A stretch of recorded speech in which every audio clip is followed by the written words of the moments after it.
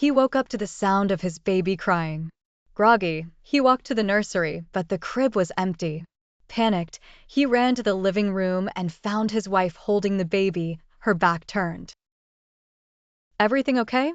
he asked. She didn't respond. As he approached, he saw she was holding a doll, not their baby. Suddenly, the crying resumed from the nursery. Rushing back, he froze in the doorway. The crib was still empty, but now there was a note. "I have your wife. Don't turn around." His heart stopped as he felt a cold breath on his neck. He stood paralyzed, fear coursing through his veins. Slowly, he turned around, unable to resist. The room was empty, but the sense of a presence lingered. He sprinted back to the living room, but his wife and the doll were gone. Desperation set in as he searched every room, calling out for her. The house responded with eerie silence. His phone buzzed, displaying a message from his wife's number. "Look in the mirror." He hesitated, then walked to the hallway mirror. His reflection stared back, but behind him, in the mirror's depths, stood his wife, eyes wide with terror, mouthing the words, "Help me."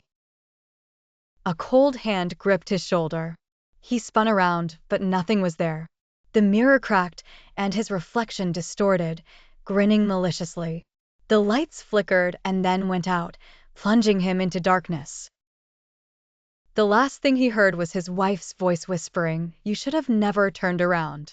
In the pitch-black darkness, he fumbled for his phone, its dim light providing a small island of safety.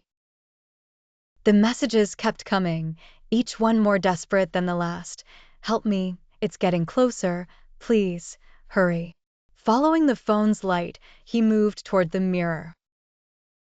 As he reached it, the glass seemed to ripple, like a dark liquid. He touched the surface, and it pulled him in with a force that made his stomach drop. He found himself in a mirror version of his home, everything twisted and decayed. Shadows moved in the corners of his vision. He heard his wife's sobs echoing through the halls, guiding him. Rounding a corner, he saw her, chained and terrified. Rushing to her, he tried to break the chains, but they were unyielding. Suddenly, the shadowy figure appeared, its presence suffocating. "You took the bait," it hissed, a sinister grin spreading across its face. "Now, you'll stay here, just like the others." He realized with horror that the walls were lined with countless mirrors, each holding a trapped soul, their eyes pleading for escape. The figure raised a hand, and his wife began to dissolve into shadows. In a final act of desperation, he lunged at the figure, but it passed through him like smoke. His vision darkened, and he felt his body growing cold, being pulled into the nearest mirror.